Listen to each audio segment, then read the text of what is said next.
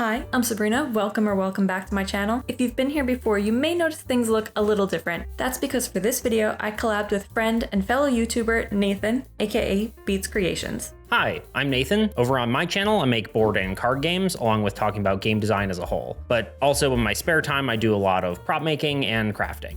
And for this video, we thought we'd combine our powers to bring a landscape from Nathan's game, Armies Against Entropy, to life.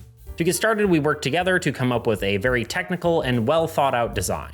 And now that we had immaculate blueprints, it was time to start our build. So to start, we grabbed our materials, a board of wood for our base, and then styrofoam as our sculpting material. Since our styrofoam wasn't flat, we used a hot tool to remove the border and make it relatively flat, so we had a blank canvas for our terrain. And once that was done, we cut down the styrofoam to fit our board.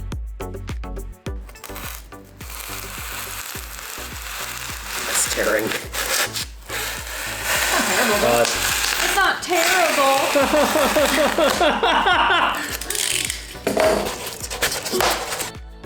Now that we had our base, we transferred that oh so beautiful sketch we had made for our terrain layout. I like this. We're feeling good about this? Yeah. Okay. All right, so then yeah, we'd probably only need that second layer here, right? Yeah. Roughly. Yeah. And then Probably just cut these into blobs, and this is just our base, right? Like we can cut, I mean, yeah, we could literally just trace around here and place a piece like that. And for this one, and then stack even more and more. And this we could build down. I would do this down first, and then maybe just hit it with heat for the rest of this terrain. Yep. Sound like a plan? Sounds good to me. Okay, so dig this up. Yep.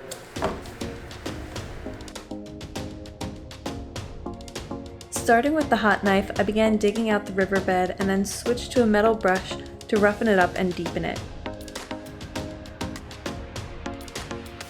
Then hit it with some heat to seal it in and add some natural variation. You can't see the flame here, but trust me, the styrofoam isn't just changing shape on its own. Once we had a decent start to our riverbed, we used spray adhesive to attach our base layer of foam to the wood.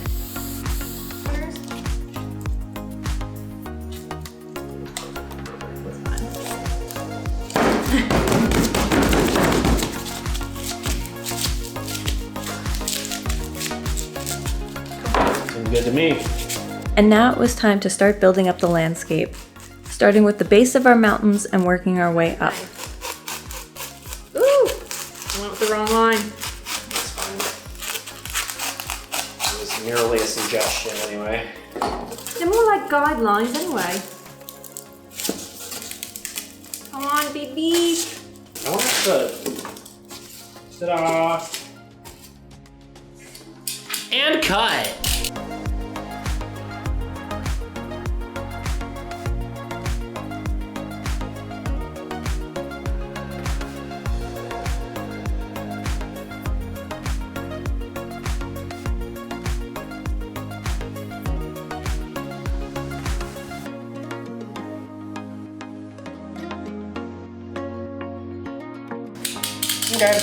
Okay, I feel like we might even be able to go farther back with this. Yeah, I think so too. Here, be aggressive. Cut out a bit. Do you want me to stop filming at this point? Sure.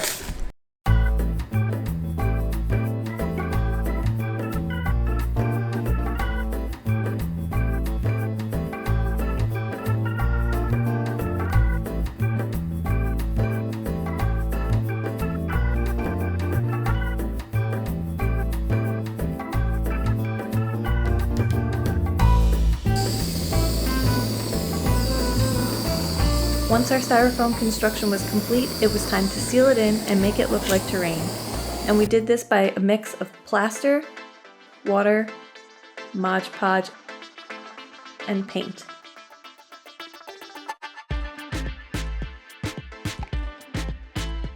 And once we had a consistency that we liked, we started slinging it on our landscape and then added some texture.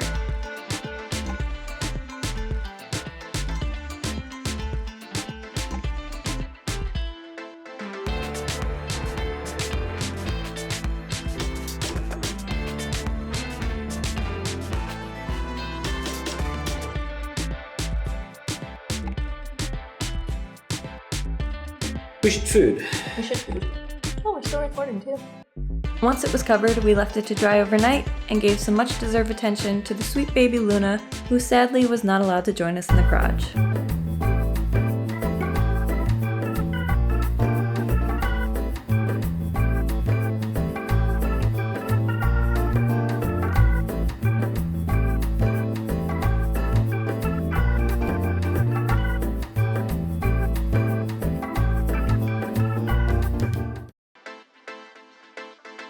Now that our landscape was hardened, we gave it a quick sanding to knock down any high, spiky, or unnatural looking bits. Then it was time to paint, starting with some dark base colors. Once our base colors were down, it was time to move on to dry brushing our highlights.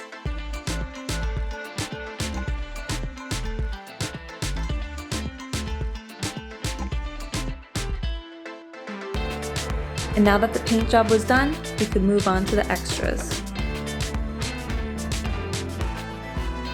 First, we decided to go with UV resin for our river, which gave our water depth and made it look wet.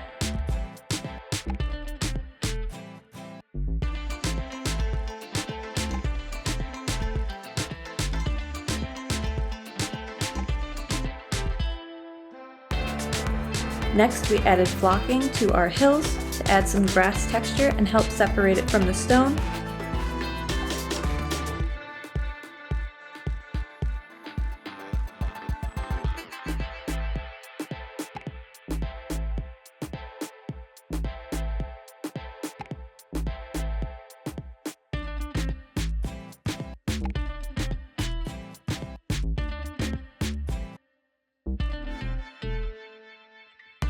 And last came time for the crystals. Nathan cut down crystals he had previously made, so they were more appropriate for the scale.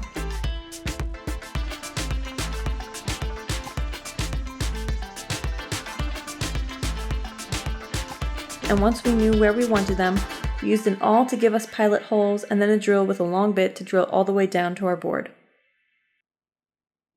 So at this point, Sabrina left and I was forced to work all by my lonesome.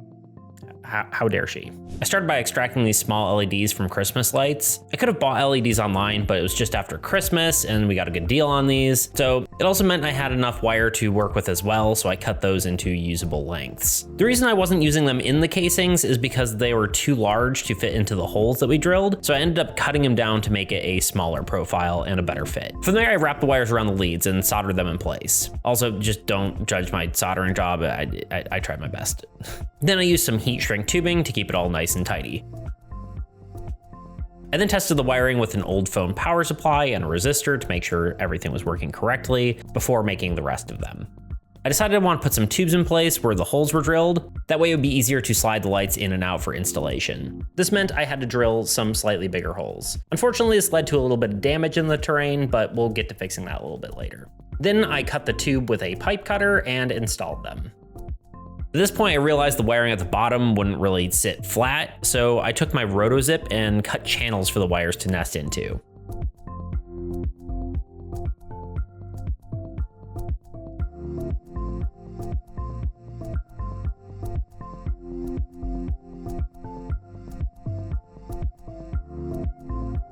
Then I needed to repair the damage I had done, so I mixed up some epoxy sculpt 2-part putty with a little bit of black dye and repaired the broken sections.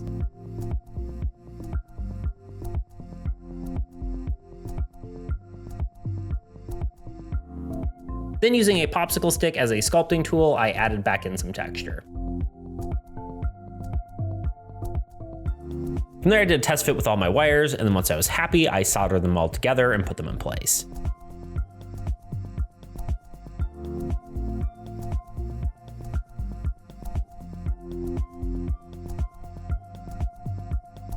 You'll notice I have 3 resistors, which maybe seems ridiculous, but I didn't really have the right one lying around, so I ended up having to use multiple. As a quick lesson, more resistors actually means less resistance, which I know sounds counterintuitive, but think of a wire like a pipe and a resistor like a narrower pipe. Adding more resistors means it's like adding more smaller pipes for the current to flow through. At this point, I tested the lights and made sure everything was in place. It all seemed good, so I put some tape on it to cover it up. With the LEDs working, I decided they were a little bit too blue for my taste, so I added a little bit of pink paint with a paint pen. Then I took the bits of crystal I had cut up from earlier and glued them together with some acrylic glue.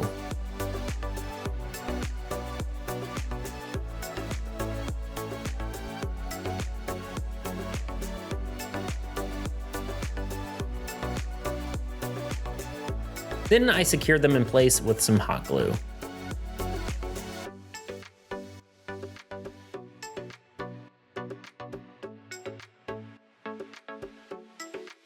To finish it off, we wanted to do some VFX for the reveal. So having a background in film and some VFX experience, I got to work in After Effects. I made the background something that looked a little bit like the backgrounds of some of my cards, with some chaotic auroras and similar colors. Along with that, I added some clouds. These were generated with different fractal noise patterns, along with different types of blurs and masks. I also made a day scene along with a transition between the two using some stock elements and a few other effects. Now, I was considering doing a green screen for all this, but I thought it would be cooler to do a more modern approach and take some inspiration from an LED volume stage and just put this on the TV and project it behind our little diorama. I then filmed everything and took it back into After Effects for some polish. For some of these shots, I used multiple exposures to make sure the background and the model were properly lit. Along with that, I added little things like particle effects and glows.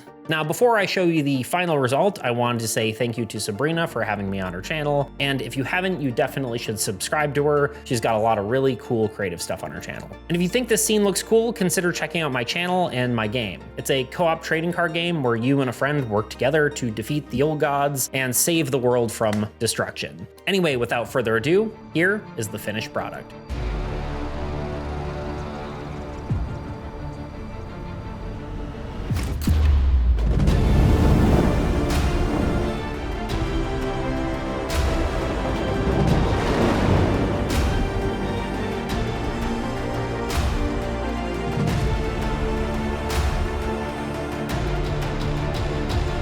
What are you doing? Hey, can you not?